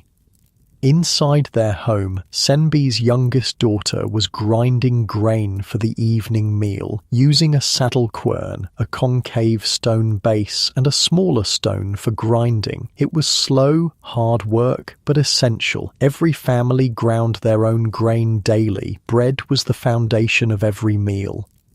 The house had no kitchen as we would recognize it. Cooking was done in the courtyard over an open fire, or, for bread, in a small mud brick oven. The main room held few furnishings, some reed mats for sitting and sleeping, a few wooden stools, clay storage jars, and baskets for clothing and personal items. Yet, despite this material simplicity, the home felt alive with purpose and family bonds. The children chatted about their day as they helped with evening tasks. Senbi discussed planting strategies with his eldest son, passing on knowledge that had come down through generations. Kensit directed it all with the quiet authority of a mother who knew exactly what needed to be done and when. As darkness fell, the family gathered for their evening meal. Fresh bread, a stew of lentils with a few precious bits of dried fish, and beer. The beer, like most Egyptian beer, was nutritious and only mildly alcoholic, more of a liquid food than an intoxicant. Even the children drank it, though watered down. After the meal came the final preparations for the next day's planting. Seeds had to be ready, tools gathered, water jars filled. Nothing could be left to chance when it came to the critical task of getting seed into the ground at the optimal time. But first, there was one more important ritual. Senbi brought out a small wooden figurine from its special place in a niche in the wall. It represented Osiris, god of vegetation and rebirth, his green-painted skin symbolizing the sprouting crops. The family gathered around as Senbi placed the figurine on a small mat. Before it, he set a tiny portion of bread and a few drops of beer, offerings to ensure the god's blessing on their planting. Great Osiris, Senbi intoned, who dies and is reborn like the crops in our fields. Bless our seed that it may sprout and grow strong. As you returned from death, let our barley rise from the dark earth into the light. It was a simple prayer without the elaborate rituals and formulations of temple worship, but it connected this humble family directly to the cosmic forces they believed governed the natural world. In Egyptian thought, there was no firm line between the religious and the practical. The success of their crops depended both on proper farming techniques and on divine favour. After the brief ceremony, the figurine was carefully returned to its niche. The day's final tasks were completed and the family prepared for sleep. Like most Egyptians, they went to bed shortly after sunset and would rise with the dawn. Oil for lamps was expensive, and there was little reason to stay up in the darkness. Their sleeping arrangements were simple. Reed mats were unrolled on the packed earth floor, with linen sheets for covering in the cooler months or just for comfort in the warmer seasons. There were no separate bedrooms. The entire family slept in the main room, parents and children together.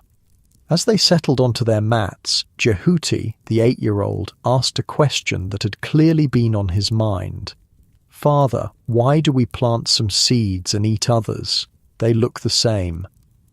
Senbi smiled in the darkness. It was a good question, showing the boy was thinking about the world around him. "The seeds we plant are chosen carefully," he explained. "They come from the strongest plants, the ones that grew best and produced the most grain. We save them specially for planting, so our new crops will be strong too." "But they still look the same as the ones we eat," the boy persisted.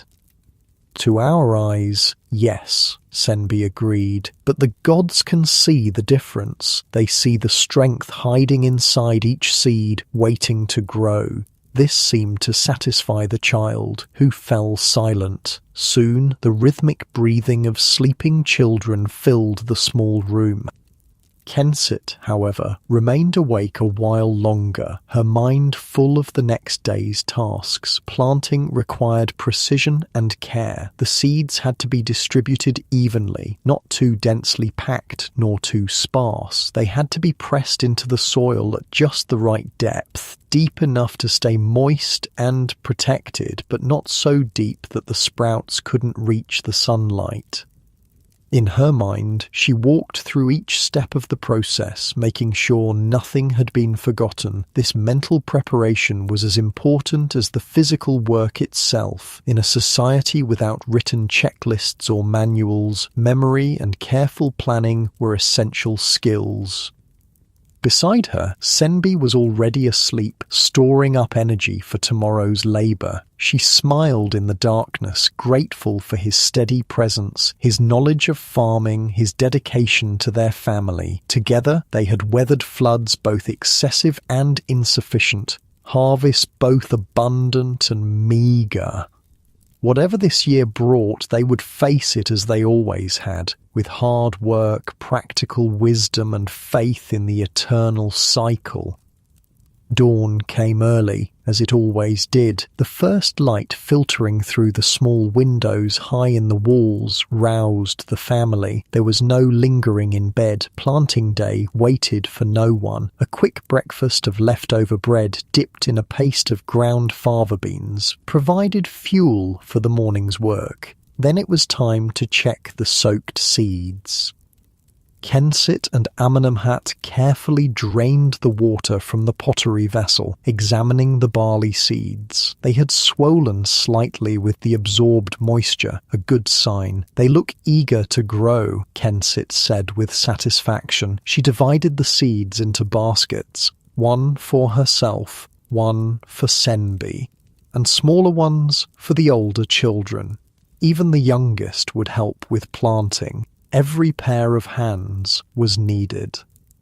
The tools for planting were simple. Each person carried a small bag of seed tied at the waist and a wooden hoe. The adults also had a board attached to a long handle, a simple tool for pressing the seeds into the soil at a consistent depth.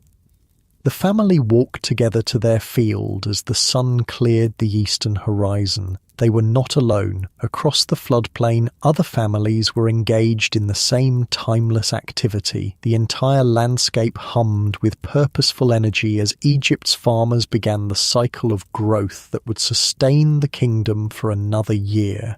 At the field's edge, Senbi paused for a brief prayer, asking once more for Osiris's blessing on their work. Then, without further ceremony, they began. The method was ancient and effective. The adults and older children moved across the field in a line, each responsible for a section of equal width. They walked backward, scattering seed from their bags with practiced sweeps of the hand. The youngest children followed, using small hoes to cover the seeds with soil. No one spoke much. They needed no instruction. This was knowledge absorbed through observation and practice, year after year, generation after generation. Even the children knew their roles and performed them with surprising skill. Kensit found herself falling into an almost meditative state as she worked. The rhythmic motion of scattering seed, the feel of the grains against her fingers, the smell of the damp earth, all connected her to countless women who had done exactly this, in exactly this way, for thousands of years. In that moment, time seemed to fold in upon itself. She was not just Kensit, wife of Senbi, mother of 4. She was every Egyptian farm woman who had ever cast seed upon the black land left by the Nile's gift, and those who would come after her, her daughter, her future granddaughters, would join this unbroken chain, continuing the eternal cycle of flood, planting and harvest that defined life in the shadow of the Nile. The village of Yunu basked in the golden light of late afternoon. On a small rise overlooking the fields that stretched toward the horizon, an old man sat on a woven reed mat, his back resting against the warm stones of a shrine dedicated to the Nile god Hapi. Ipuwer was the village's eldest member, his face a map of wrinkles etched by 90 years of sun and wind and laughter. Children gathered around him, sitting cross-legged on the ground, their eyes wide with anticipation. It was a time-honoured tradition. In the quieter days after planting, when the first tender shoots of barley and wheat were beginning to transform the black earth to green, the old man would share the wisdom of ages. "Tell us about the great flood," a small boy urged, bouncing slightly with excitement, "the one that came when you were young." Ipuwer smiled, his eyes crinkling at the corners. "Which one? I have seen 82 floods in my lifetime, each one different, each one the same." "The biggest one," a girl suggested, "the one that reached all the way to the temple steps."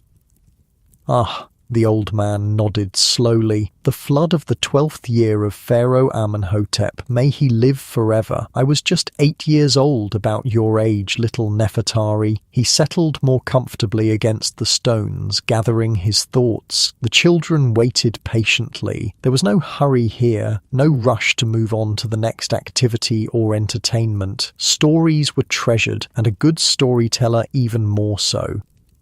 It began like any other flood, Ipua said, his voice taking on the rhythmic quality of practiced storytelling. The star Sothis appeared just before dawn, announcing that Akhet would soon begin. The priests at the Nilometer watched for the first signs of rising water. But when it came faster than anyone expected. His gnarled hands rose and fell, mimicking the water's movements. Within days, the river had burst its banks. Water covered the fields and kept rising. Boats had to navigate by the tops of palm trees. Families moved to higher ground, bringing their animals and whatever possessions they could carry. The children listened, spellbound. Though none had experienced such a devastating flood in their lifetimes, the last truly excessive inundation had been decades ago. They understood the precarious balance their lives depended on. Too little water meant famine, too much meant destruction. My father was a canal engineer, Ipua continued, and he was called to help strengthen the levees protecting the temple granaries. I went with him, carrying his tools. I remember standing on the highest point of the village, watching the water stretch from horizon to horizon. It looked like the primeval waters of Nu, from which the world first emerged in the time of the gods. A boy of about 10 raised his hand. Were you afraid? Yes, Ipua admitted. We all were, but fear is the shadow of wisdom. It teaches us respect for forces greater than ourselves. He paused, letting the children absorb this concept. And we were right to fear. When the water finally receded 2 months later than usual, many homes had been washed away. Fields were covered with sand instead of silt in some places. It took 3 years for the land to fully recover. But it did recover, said the oldest girl in the group, about 14, her voice seeking reassurance. Always, Ipua nodded firmly. That is the miracle of Egypt. The land dies and is reborn, just as Osiris died and was reborn. This is the gift of the Nile, not just water and soil, but renewal. He looked out over the fields below, where green shoots were beginning to transform the landscape. This was Pere, the growing season, when the planted seeds emerged and reached for the sun. After Pere would come Shemu, the harvest time, when the mature grain would be cut, threshed, and stored. Then Akhet would return, the flood bringing death and rebirth to the land once more. The cycle never ends, Ipua said softly, almost to himself, and we are part of it, like the fish in the river or the birds in the sky. A smaller child, perhaps 5 years old, crawled into the old man's lap without hesitation. Ipua welcomed him with a gentle arm around his shoulders. Tell about the Nilometer, the boy requested, snuggling against the elder's chest. Ipua smiled. The Nilometer was a favourite topic, a bit of human ingenuity that helped make sense of the Nile's mysterious ways. The first Nilometer, he began, was built in the time of the God Kings before the two lands were united under the double crown. It was a simple thing, just a staircase leading down into the river with marks on the wall showing the height of the water. Like the one at the temple? A child asked. Yes, much like that one, though not as finely made. Over time, the design improved. Some Nilometers became wells connected to the river by underground channels. Others were columns standing in the water, marked with cubits and palms for measuring. He held up his hand, showing the width of his palm. 1 cubit is 6 palms from here to here on a man's arm. He indicated the distance from elbow to fingertips. The perfect flood is 16 cubits, less than 12, and famine threatens. More than 18, and destruction comes. How do the priests know what the flood will be? Another child asked. Do they have magic? Ipua chuckled. Some would say so, but their magic is knowledge passed down through generations. They watch for signs, how early the water begins to rise, how quickly it increases, the colour of the first floodwaters. They keep records on papyrus scrolls comparing each year's flood to those that came before. My father says the Royal Engineers are building a new kind of Nilometer, an older boy mentioned, one that can predict the flood height long before it reaches our district. Yes, Ipua nodded. At Elephantine, near the first cataract, water arrives there 20 days before it reaches us here. With a Nilometer there and messengers travelling day and night, we could know what to expect while the flood is still far away. This was the way of Egypt, constant refinement of techniques and knowledge, but always within the framework of tradition. New Nilometers might be built, but they measured the same eternal cycle that had sustained life in the Nile Valley since before human memory. The Nilometer reminds us of an important truth, Ipua continued, his voice taking on the gentle rhythm that indicated deeper wisdom was coming. We cannot control the flood. We cannot command the river to rise exactly 16 cubits, no more, no less. But we can understand it. We can prepare for it. We can work with it rather than against it. He looked at each child in turn, making sure they understood the significance. This is the wisdom of Egypt, passed down since the time of the gods. We do not fight against Mahat, the proper order of things. We find our place within it. The concept of Ma'at was central to Egyptian thought, the idea that the universe had a proper order, a balance and harmony that should be maintained. It governed everything from natural cycles to human behaviour, from the movement of stars to the administration of justice. Now, Ipua said, shifting slightly to ease his old bones. Who can tell me what happens during Pere, the season we have just entered? The children raised their hands eagerly, each wanting to demonstrate their knowledge. The plants grow, said one of the younger ones. We weed the fields and make sure the irrigation channels work properly, added an older boy. We watch for pests and pray to Osiris for strong crops, contributed another. Ipua nodded at each answer. Yes, all of these things. Pere is the time of growth and care. We have done the hard work of preparing and planting. Now we tend and protect what we have begun. He gestured toward the fields below, where families could be seen moving along the rows of emerging plants, carefully removing weeds and checking irrigation channels. Every day the seedlings grow stronger. Every day they reach higher toward Ra's light. And as they grow, we nurture them just as a mother nurtures her children. The little boy in his lap yawned, the peaceful rhythm of the old man's voice making him drowsy. Ipua smiled and continued, his tone becoming even more gentle and measured. After Pere comes Shemu, the time of harvest. The green plants turn golden under the hot sun. The grain heads become heavy and bend toward the earth. Then the sickles come out and the cutting begins.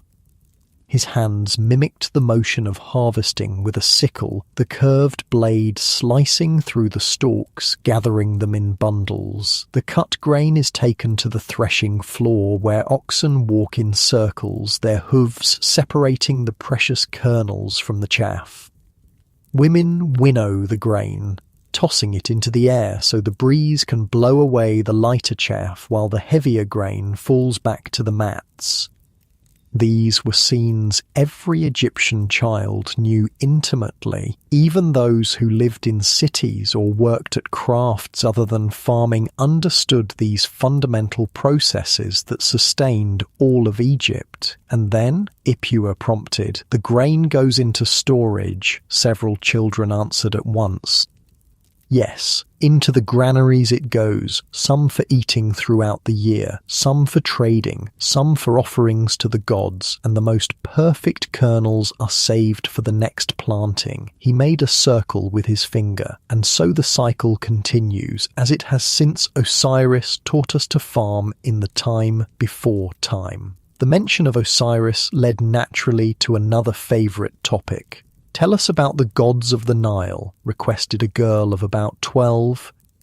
Ipua nodded, settling into another well-practiced tale. "The great river is beloved by many gods. Happy is the god of the flood itself, depicted with blue skin and a large belly full of abundance." He patted his own somewhat rounded stomach, making the children giggle. Osiris is connected to the Nile as well, for it was in the river that his body was hidden by his wicked brother Set. When Isis found and restored him, Osiris became the god of vegetation and rebirth, just as the land dies under the flood and is reborn when the waters recede. The old man's voice took on a more solemn tone. "Some say the flood itself is the tears of Isis weeping for her murdered husband. Others say it is the life-giving power of Osiris returning each year to make the land fertile." He looked at the children with twinkling eyes. "Perhaps both are true. The gods work in ways beyond our full understanding." This was typical of Egyptian religious thought. Different, even seemingly contradictory explanations could coexist. What mattered was not rigid theological consistency, but the recognition of divine forces at work in the natural world.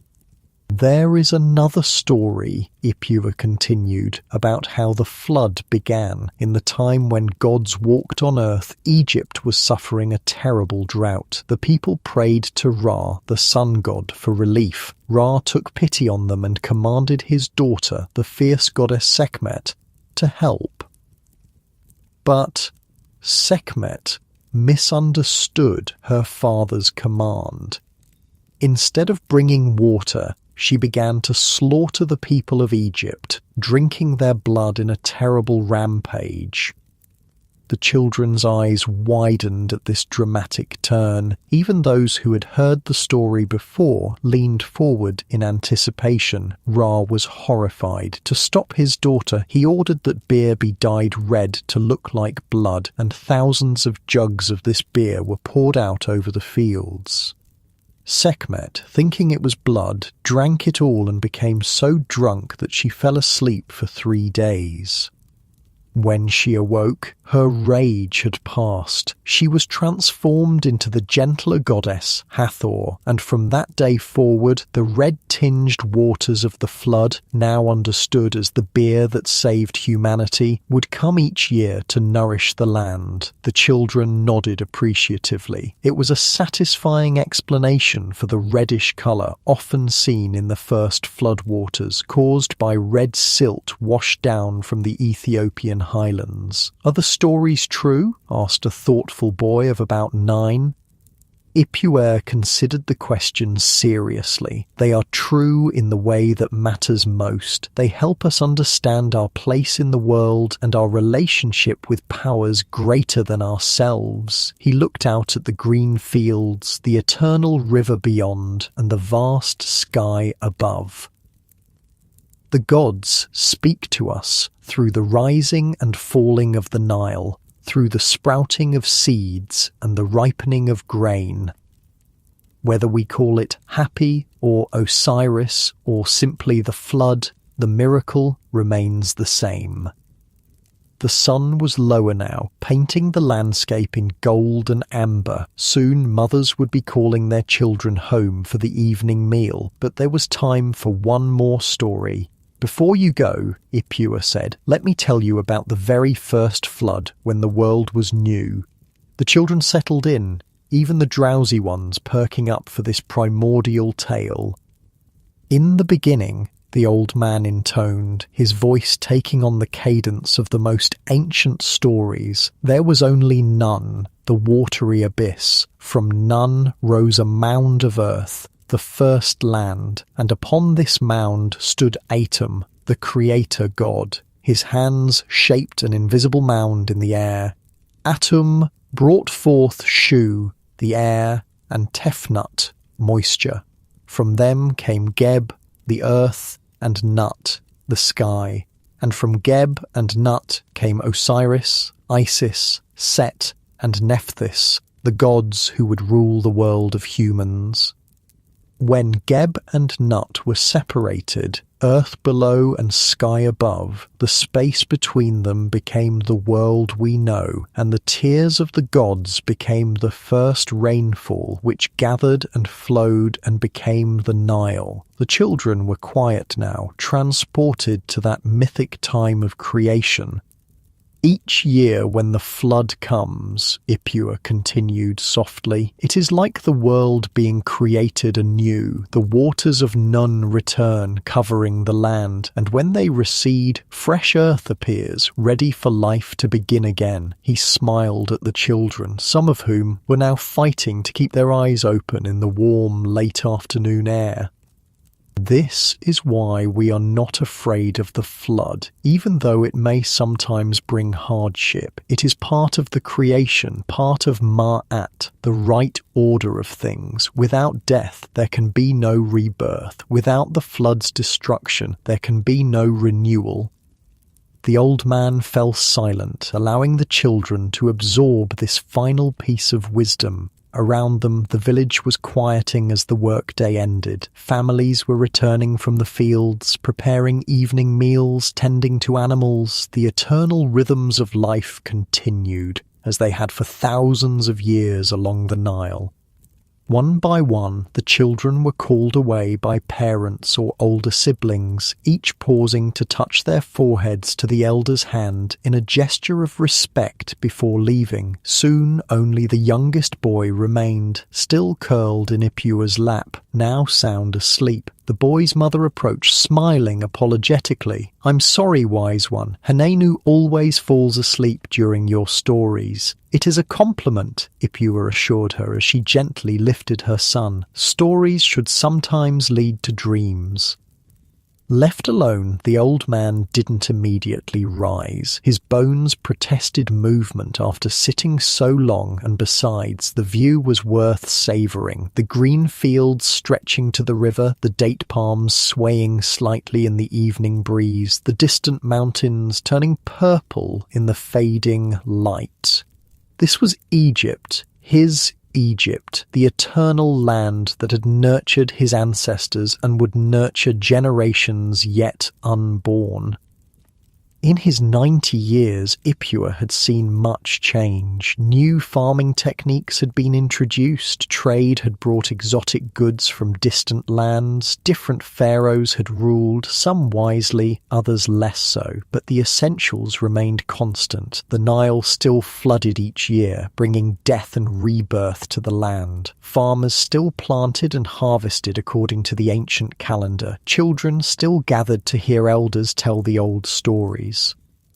There was comfort in this continuity, this participation in cycles greater than any individual life. Egyptians did not fear death as some cultures did, for they saw it as merely part of a larger pattern, a transition rather than an ending, just as the land died under the flood only to be reborn. More fertile than before, humans too would experience rebirth if they had lived according to Ma'at and their hearts were found worthy. Ipua finally rose, his joints protesting with familiar aches. He would return to his daughter's home, where he had lived since his wife joined Osiris in the field of reeds 15 years ago. There would be a simple meal, conversation with his grandchildren, perhaps some beer before sleep. Tomorrow would bring another day of tending the growing crops, of maintaining the irrigation systems, of participating in the eternal rhythms of life along the Nile. The flood would come again, and again after that, long after Ipua himself had departed for the afterlife. As the first stars appeared in the deepening blue of the eastern sky, the old man made his way slowly down the path toward the village, carrying with him the wisdom of 82 floods, of countless plantings and harvests, of a lifetime spent in harmony with the river that was Egypt's lifeblood. The ancient Egyptians had a saying, "The Nile gives, the Nile takes away, but Egypt endures." In this simple truth lay the essence of their civilization: resilience, adaptation, and faith in the eternal cycles that governed all life. As you lie in your comfortable bed, far removed in time and space from those ancient farmers, perhaps there is wisdom still to be found in their story. They understood something we often forget, that we are part of natural cycles larger than ourselves, that there is a rhythm to life that can't be rushed or controlled, only respected and worked with. The Nile still flows today, though its floods are now controlled by modern dams. The Black Land still produces crops, though tractors have replaced wooden ploughs and oxen. Egypt endures as it has for thousands of years, adapting yet remaining connected to its ancient roots. Perhaps, as you drift towards sleep, you might imagine yourself there, feeling the rich soil beneath your bare feet, hearing the rustle of papyrus in the gentle breeze, watching the life-giving waters of the Nile flow past, just as they did in the time of the pharaohs. And with that peaceful image, close your eyes and drift off to sleep.